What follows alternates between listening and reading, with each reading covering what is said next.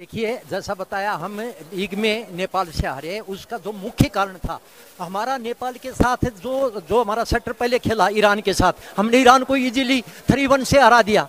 उसके बाद हमारा सेटर बीमार हो गया। इस सेटर से मेरी पूरी टीम फर्स्ट टाइम खेल रही है और सेटर की हाइट भी कम है, तो इस कारण से नेपाल से खेले तो हमारा न तो ब्लॉक था एक साइड का और न ही सेटर के साथ हमारे अटैकर वो एडजस्ट होने पाए, इसलिए हमारे हारने का वो ज़्यादा रीज़न था। अब हमारा ये सेटर बिल्कुल सेट हो गया है, अब हमारे सामने नेपाल आया तो हमें कोई दिक्कत नहीं आएगी किसी। आपका सेटर ठीक हो गए? अब नहीं, सेटर वो तो ठीक नहीं हुआ, लेकिन इस सेटर के साथ हमने 3-4 मैच खेल लिए, तो अब जो टीम है वो इस सेटर के साथ एडजस्ट हो गई, तो अब दिक्कत नहीं आएगी। बधाई आपको। धन्यवाद आपको। इस वक्त दिस काबा वुमेन्स वॉलीबॉल नेशनल लीग 2024 के लिए आप तैयार हैं? आप चैंपियन बनोगे? आपको कैसा लगता है और कैसा कॉन्फिडेंस है आपको? देखिए, जो ये अपना चैंपियनशिप है, ये चैंपियनशिप अपने छोटे लेवल का है, कोई बहुत बड़ा नहीं है, लेकिन ठीक है, अपने कंट्रीज़ का जो स्टैंडर्ड है उसके लिहाज से कि ये अच्छा टूर्नामेंट शुरू किया गया है, ये अच्छा मौका मिलता है। क्योंकि जो अच्छे टूर्नामेंट होते हैं जैसे एशियन चैंपियनशिप है, एशियन गेम्स हैं, वर्ल्ड चैंपियनशिप, वर्ल्ड गेम्स, इसमें हम लोगों को ऊपर चांस नहीं मिलने पाता, क्योंकि उसमें क्वालिफाइंग लेवल होता है और हम क्वालिफाई नहीं करने पाते तो ऊपर खेलने नहीं पाते। तो ये एक टूर्नामेंट चला दिया और इसी तरह एक चैलेंज कप विमन चला रखा है, तो इस टूर्नामेंट के अंदर हमारी टीमों को खेलने का अच्छा मौका मिलता है, इससे आगे निकलेंगे। लेकिन हम अगर आगे बढ़ना चाहते हैं तो जैसे अब हम खेलते जा रहे हैं ऐसे मैं जहाँ तक सोचता हूँ हम कभी ऊपर नहीं बढ़ सकते।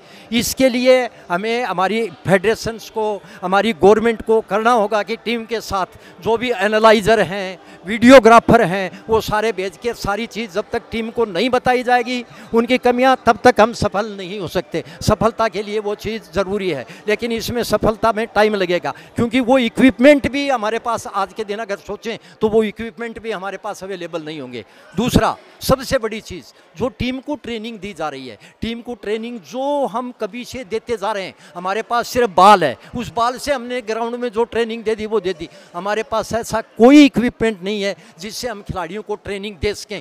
एक तरफ खिलाड़ी हो जाएं, दूसरी तरफ ऐसा इक्विपमेंट है जिसके द्वारा चाहे सर्विस हो, अटैक हो, ब्लॉक हो, वो उनके द्वारा किया जाए और हम खेलें तो हमारे खिलाड़ियों को अच्छा मौका मिल सकता है और समझने का भी अच्छा मौका मिल सकता है। आगे जाके अच्छे तरह से खेलेंगे। और आप क्या कहना चाहते हैं नेपाली ऑडियंस के लिए और आपके देश के लिए? आप क्या कुछ मैसेज करना चाहेंगे आपके कंट्री के लिए? देखो, मेरा देश तो यहाँ भी हैं जो हमारे इंडियन हैं या जो इंडिया में हैं, हम तो ये चाहेंगे कि भाई मेरा देश अच्छा डेवलप करे, ऊपर आए, लेकिन कोई भी देश चाहने से नहीं होता है। वो अपना जब तक कोई वर्क नहीं करेगा, वर्क करके ही ऊपर आ सकता है, चाहने से कोई ऊपर नहीं आ सकता। तो हम कोशिश करेंगे कि हम ऊपर आएँ और नेपाल की भी अच्छी टीम है, लड़कियों की अच्छी हाइट है। मैं जहाँ तक सोचता हूँ अगर लोग कोशिश करेंगे तो ये टीम अच्छी निकल सकती है, लेकिन ऐसे ही ट्रेनिंग दे के ले जाने से कोई भी आगे परफॉर्मेंस नहीं आ सकती। आप पहली बार हो और कितनी बार हुआ आप नेपाल में? मैं नेपाल में फर्स्ट टाइम आया हूँ। मैं बाहर टीम के साथ कई बार जा चुका हूँ, लेकिन नेपाल में आने का मेरा पहला मौका है। पर चूँकि नेपाल को ज़्यादातर मैं इसलिए जानता हूँ कि नेपाल में जो कोचेज़ हैं वो ज़्यादातर ट्रेनिंग इंडिया में करके आए हैं, और मैं इंडिया में जहाँ ये ट्रेनिंग करके आते हैं कोच की, वहाँ मैं 15 साल टीचिंग में रहा हूँ। तो यहाँ नेपाल के अंदर मेरे बहुत ट्रेनीज हैं। ये जितने खिलाड़ी हैं मोस्टली जो पुराने हैं वो मेरे ट्रेनीज हैं, इसलिए मेरे को पहले थोड़ा स्टैंडर्ड क्या है नेपाल का इसका मुझे पहले से ही ज्ञान है। आप कितने साल हुए आपको ये वॉलीबॉल में रहते हुए? आपका एक्सपीरियंस कितने साल का है? मेरा एक्चुअली क्या है, सर्विस के अंदर मैं वॉलीबॉल तो 4th-5th क्लास से ही शुरू किया है, बहुत छोटी उम्र से वॉलीबॉल शुरू कर दिया है और इसी में रहा हूँ। पर जैसा कि आपको मैं बता रहा हूँ, हमने एक्वर्ड टाइप से जैसा हमें खेलना आता था उसी टाइप से खेले हैं। हमें इस तरह का कोई टेक्निकल चीज़ शुरू से नहीं मिले जिससे कि हम आगे बढ़ें और डेवलप कर सकें। दूसरा ये है, हमारा कंट्री इतना गेम में डेवलप नहीं है, इसलिए हम आगे अच्छे टूर्नामेंट में नहीं जाने पा रहे हैं।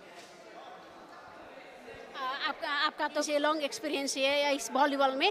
आपको आपके हिसाब से क्या कहना चाहते हैं एशियन कंट्री में ये वॉलीबॉल गेम डेवलप के लिए क्या करना चाहिए? आगे जाके क्या करना चाहिए?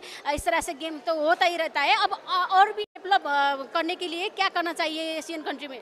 एक्चुअली क्या है, एशियन कंट्रीज़ के पास भी अभी हाइट हो गई। पहले यूरोपियन कंट्रीज़ के पास हाइट होती थी, एशियन कंट्री के पास कम हाइट होती थी। यूरोपियन कंट्रीज़ के पास बहुत ज़्यादा पावर है, लेकिन एशियन कंट्रीज़ के पास स्पीड है।